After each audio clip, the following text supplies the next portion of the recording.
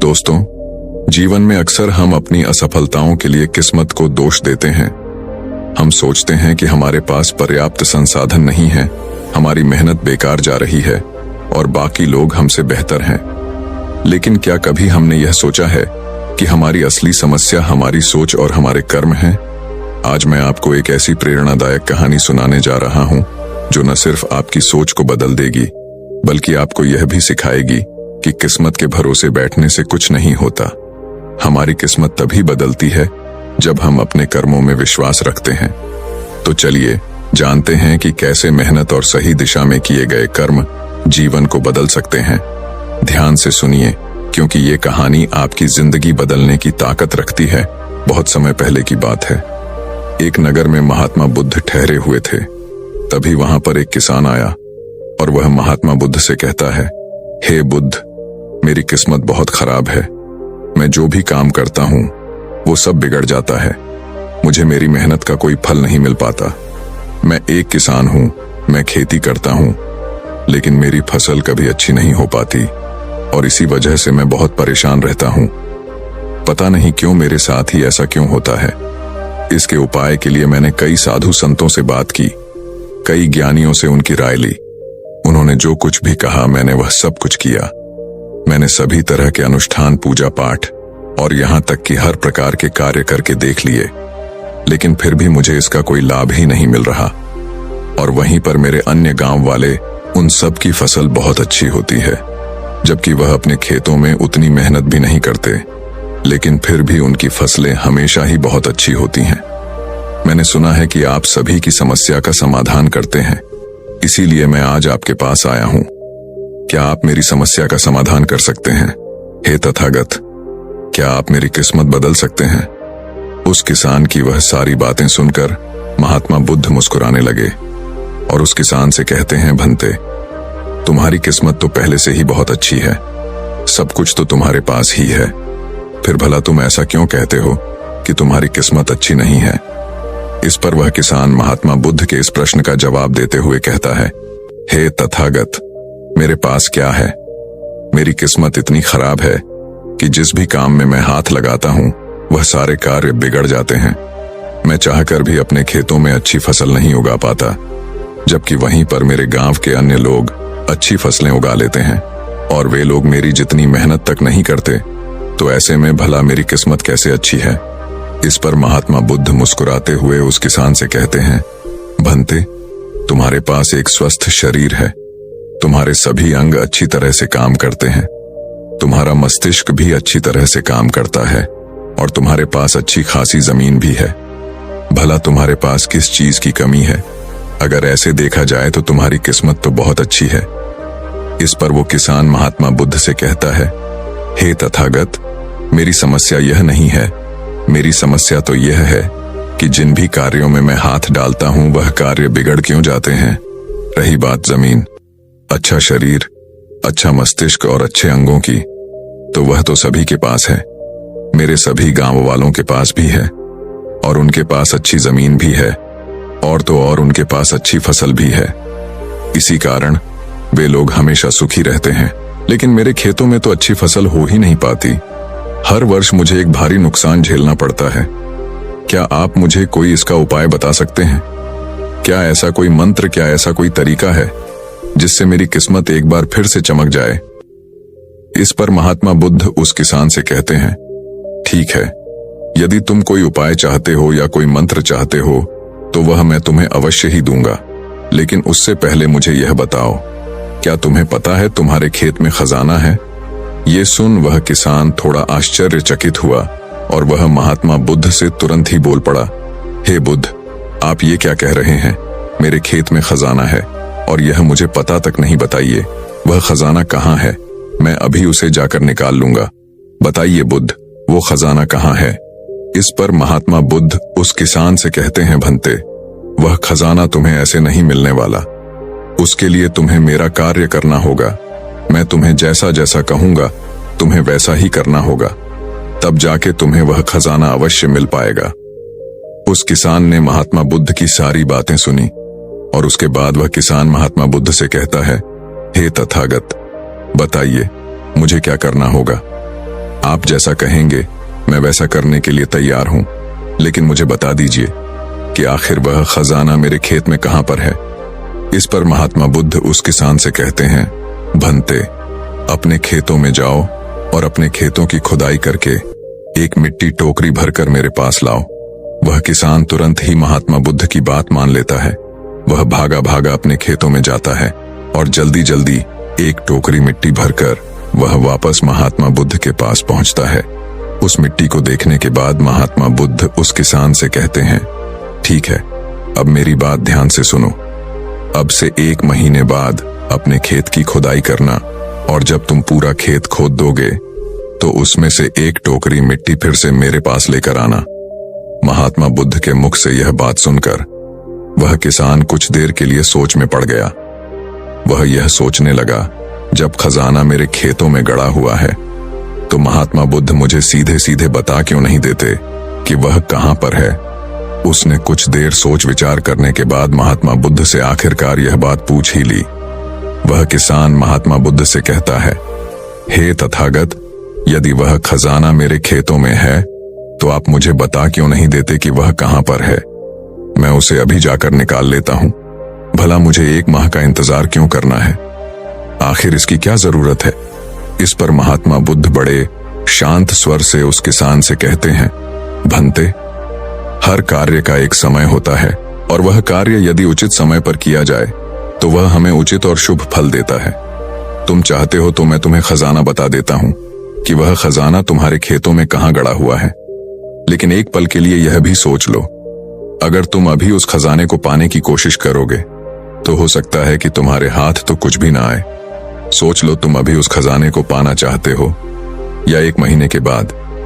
महात्मा बुद्ध के मुख से यह सारी बातें सुनकर वह किसान कुछ देर के लिए सोच विचार में पड़ गया और फिर वह महात्मा बुद्ध से कहता है, हे तथागत, आप जैसा कहेंगे मैं वैसा ही करूंगा। इतना कहकर वह महात्मा बुद्ध को प्रणाम करके वापस घर लौट जाता है। वह जैसे तैसे अपने मन को मार तो लेता है, अपनी इच्छाओं को दबा तो लेता है, किंतु अब भी उसका मन बहुत बेचैन था। वह उस खजाने को जल्द से जल्द पाना चाहता था। रात में उसे खजाने के सपने आया करते थे। वह दिन भर केवल खजाने के बारे में ही सोचता रहता था। जब भी वह खेत जाता तो एक किनारे पर बैठता और उस खजाने के बारे में सोचने लग जाता। दिन भर हर समय उसके मन में केवल खजाना पाने के विचार ही चलते रहते। वह यह सोचता रहता कि जब मुझे खजाना मिल जाएगा तो मैं तो इस नगर का सबसे अमीर आदमी बन जाऊंगा। मेरे पास सारे ऐशो आराम होंगे और मैं अपना जीवन आनंदमय बिताऊंगा। मुझे किसी चीज की कोई कमी नहीं होगी। देखते ही देखते ऐसे ही करीब 1 माह बीत गए और वह अपने खेतों में गया और उसने अपने खेतों में से एक टोकरी मिट्टी खोदी। उस टोकरी में भरकर वह महात्मा बुद्ध के पास पहुंचा और महात्मा बुद्ध से कहता है, हे तथागत, यह लीजिए एक टोकरी मिट्टी जो मैंने अपने खेत से लाई है। अब बताइए वह खजाना कहां पर है? इस पर महात्मा बुद्ध उस किसान से कहते हैं, क्या तुमने अपना सारा खेत खोद दिया? इस पर वो किसान महात्मा बुद्ध से कहता है, नहीं तथागत, आपने कहा था केवल एक टोकरी मिट्टी ही आपको चाहिए, इसलिए मैंने केवल एक टोकरी मिट्टी ही निकाली। भला उसके लिए मुझे पूरा खेत जोतने की क्या जरूरत है? बस आप मुझे यह बता दीजिए कि वह खजाना मेरे खेतों में कहां पर गड़ा हुआ है। मैं जाकर वहीं पर खोदूंगा और वह खजाना निकाल लूंगा। इस पर महात्मा बुद्ध उस किसान से कहते हैं, भंते, वह खजाना पूरा खेत जोतने से ही मिलेगा। यदि तुम अपना खेत नहीं जोतोगे तो वह खजाना कभी नहीं बाहर आने वाला। अब सोच लो तुम्हें क्या करना है। इस पर वह किसान एक बार फिर कुछ देर के लिए सोच विचार में पड़ जाता है और वह यह तय करता है कि वह जाकर अपने खेत को जोतेगा। इसलिए वह महात्मा बुद्ध को प्रणाम करके वापस घर लौट जाता है और अगले ही दिन वह अपना सारा खेत जोतकर एक बार फिर से एक टोकरी मिट्टी भरकर महात्मा बुद्ध के समक्ष पहुंच जाता है। तभी महात्मा बुद्ध उस किसान से कहते हैं, भंते, अभी तुम्हारा खेत ठीक से नहीं जोता गया है। जाकर एक बार फिर कोशिश करो, एक बार फिर अपने खेतों में हल चलाओ। इस पर वह किसान महात्मा बुद्ध से कहता है, हे तथागत, मेरे पास हल नहीं है, बल्कि मैं खुद से ही हल की जगह पर खेत जोतता हूं। इस पर महात्मा बुद्ध उस किसान से कहते हैं, कोई बात नहीं भंते, एक बार फिर परिश्रम करो और इस परिश्रम का फल तुम्हें अवश्य मिलेगा। वह किसान महात्मा बुद्ध की बात मान लेता है और वह एक बार फिर से अपने खेतों में मेहनत करता है। वह एक बार फिर से हल चलाता है और एक टोकरी मिट्टी लेकर वह महात्मा बुद्ध के समक्ष फिर से उपस्थित हो जाता है। मिट्टी देखकर महात्मा बुद्ध उस किसान से कहते हैं, हाँ अब ठीक है, किंतु अब तुम्हें मेरा दूसरा कार्य करना होगा। इतना कहकर महात्मा बुद्ध उस किसान से कहते हैं, जाओ और अपने खेतों में उन फसलों की बीज डालो जिन फसलों को तुम उगाना चाहते हो। इस पर वह किसान थोड़ा अचरज में महात्मा बुद्ध से कहता है, हे तथागत, आपने तो खजाने की बात की थी, फिर बीच में यह फसल कहां से आ गई? इस पर महात्मा बुद्ध उस किसान से कहते हैं, भंते, अगर तुम्हें खजाना चाहिए तो तुम्हें मिट्टी में बीज तो डालने ही होंगे। इस पर वह किसान महात्मा बुद्ध से कहता है, हे तथागत, आप जैसा कहेंगे मैं वैसा करने के लिए तैयार हूं, किंतु यदि मैं अभी बीज लेने जाऊंगा तो वो मुझे महंगे पड़ेंगे और अभी मेरे पास इतना धन भी नहीं है। यदि मैं कुछ समय बाद उसे लेने जाऊंगा तब वह मुझे सस्ते मिल सकते हैं। इस पर महात्मा बुद्ध उस किसान से कहते हैं, भंते, मैंने तुम्हें कहा था, यदि हम किसी कार्य को सही समय पर करते हैं तो हमें उचित लाभ मिलता है, किंतु अगर वही कार्य उस समय पर नहीं होता तो उसका फल हमें नहीं मिल पाता। इसीलिए आज ही जाओ और अपने खेतों में बीज डालो। वह किसान महात्मा बुद्ध की बात मान लेता है। वो महात्मा बुद्ध को प्रणाम करके बीज लेने निकल जाता है। बीज लाकर वह अपने खेतों में भी डाल देता है और फिर वह महात्मा बुद्ध के पास वापस पहुंचता है और बुद्ध से कहता है, हे तथागत, आपने जैसा कहा था मैंने वैसा ही किया। अब मुझे बताइए कि आखिर मेरे खेतों में वह खजाना कहां पर है ताकि मैं उसे निकाल सकूं। इस पर महात्मा बुद्ध मुस्कुराने लगे और उस किसान से कहते हैं, भंते, अभी तो तुम्हें एक और कार्य करना है, उसके बाद वह खजाना तुम्हें खुद ब खुद दिखेगा। किसान महात्मा बुद्ध से कहता है, हे तथागत, बताइए अब वह कौन सा काम है जो मुझे करना है। इस पर महात्मा बुद्ध किसान से कहते हैं, जो भी बीज तुमने अपने खेतों में डाले हैं, अब से तुम्हें उनकी देखभाल करनी है। उन्हें प्यार से सींचना है और देखना उन्हें कोई तकलीफ ना हो, वह स्वस्थ रहे, उन्हें कोई बीमारी या कीड़ा ना लगे। यदि ऐसा हुआ तो तुम्हें वह खजाना नहीं मिल पाएगा, और यदि तुम्हारे खेत का हर एक बीज अंकुरित हो गया और वह अपनी संपूर्णता तक पहुंच गया तो वह खजाना तुम्हें अवश्य ही दिखाई देगा और तब तुम्हें मेरे पास आने की कोई आवश्यकता भी नहीं पड़ेगी। उस किसान ने महात्मा बुद्ध की सारी बातें मान ली और उसके बाद वह महात्मा बुद्ध को प्रणाम करके वापस घर लौट गया। अब से वह अपने खेतों की देखरेख करने लगा। उस किसान ने अपने खेतों पर पूरा ध्यान दिया, किंतु अब भी उसे सपनों में वह खजाना ही नजर आता था और वह मन ही मन सोचता था कि बस एक बार यह फसल पूरी तरह से स्वस्थ हो जाए तो वह खजाना भी मुझे मिल ही जाएगा। इसी सोच के साथ वह उन फसलों की देखरेख में दिन रात लगा रहता। उसने अपनी फसलों पर किसी प्रकार की कोई विपदा नहीं आने दी और देखते देखते वह दिन भी आ गया। जब उसकी फसल उसके खेतों में लहलहा रही थी तभी उसे महात्मा बुद्ध की बात याद आई। महात्मा बुद्ध ने कहा था कि जब तुम्हारी फसलें तैयार हो जाएंगी तो तुम्हें तुम्हारा खजाना भी मिल जाएगा। ये बात याद आते ही उस किसान की आंखों में आंसू आ गए। जो खजाना उसके खेतों की जमीन में हुआ था वह बाहर आ चुका था। उसके जैसी फसल उसके गांव में किसी की नहीं हुई थी। उसकी फसल से उसके सभी कर्ज भी पूरे होने वाले ही थे और सभी गांव वाले उसकी मेहनत को देखकर बहुत खुश थे और उस किसान की तारीफ कर रहे थे। लेकिन तभी उस किसान को महात्मा बुद्ध की याद आई और वह खुद को महात्मा बुद्ध के समक्ष पहुंचने से रोक न पाया।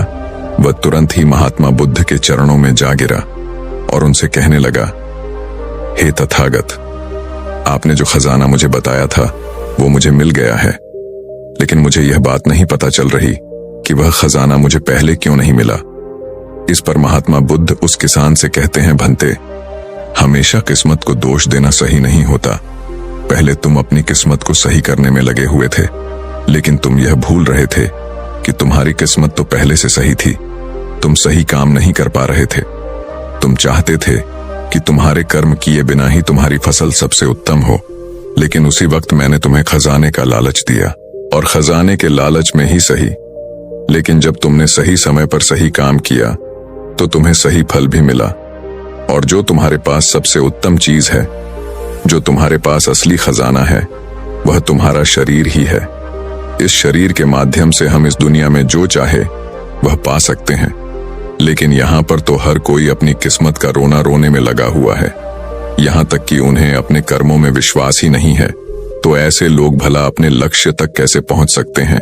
इस पर वह किसान महात्मा बुद्ध से प्रश्न करते हुए कहता है, हे तथागत, तो क्या किस्मत जैसी कोई चीज नहीं होती?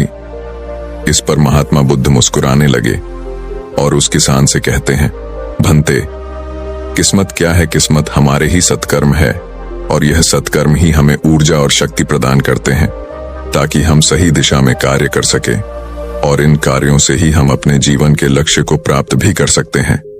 महात्मा बुद्ध के मुख से यह उपदेश सुनकर वह किसान महात्मा बुद्ध के चरणों में जा गिरा और उनसे कहने लगा, हे तथागत, मुझे आज पता चल गया है कि मेरी किस्मत खराब नहीं थी, मेरे तो कर्म ही खराब थे, किंतु मैं आज आपको वचन देता हूं कि आज से मैं अपनी किस्मत को कभी खराब नहीं कहूंगा, अपने कर्मों को सुधारूंगा और सभी कार्य सही समय पर करूंगा। इतना कहकर वह किसान महात्मा बुद्ध को प्रणाम करके वापस घर लौट गया। दोस्तों, हम में से अधिकांश लोग यही करते हैं। वे लोग हमेशा अपनी किस्मत को दोष देते रहते हैं, लेकिन वो कभी भी अपने कर्मों पर ध्यान नहीं देते। वो यह नहीं सोचते कि क्या उन्होंने अपने लक्ष्य को पाने के लिए जो कर्म करने चाहिए थे वो कर्म किए हैं या नहीं, कहीं उसमें कोई कमी तो नहीं रह गई, और अगर उसमें कोई कमी थी तो क्या उस कमी को दूर करके क्या उस लक्ष्य को प्राप्त किया जा सकता था। और यह सब हम तब सोच पाएंगे, तब समझ पाएंगे जब हम अपनी किस्मत को दोष देना बंद कर देंगे। लेकिन हम तो अपने आप को सही और अपने किस्मत को गलत ठहराना चाहते हैं। हम किसी ऐसे को चाहते हैं जो हमारी गलतियों का ठेका ले ले, और इसीलिए हम अपनी किस्मत को हमेशा दोष देते रहते हैं ताकि हमें कभी किसी के सवालों का कोई जवाब ही ना देना पड़े। और इस तरह से हम उस समस्या से भी निकल जाते हैं, और हम कभी पीछे पलटकर यह नहीं देखते कि क्या हमने उस लक्ष्य को पाने के लिए हर मुमकिन कोशिश की थी या नहीं। हमसे कहीं पर कोई गलती तो नहीं हुई थी, क्योंकि हमें तो लगता है कि यह सब तो किस्मत का खेल है, और भला किस्मत से कौन जीत सकता है। आपने अपने आसपास भी ऐसे कई लोगों को देखा होगा जो लोग अपने लक्ष्य को प्राप्त ना कर पाने पर रोते हैं, चिल्लाते हैं, और जब उनसे कोई उनकी असफलता का कारण पूछता है तो वह यही कहते हैं कि वह तो मेरी किस्मत में था ही नहीं।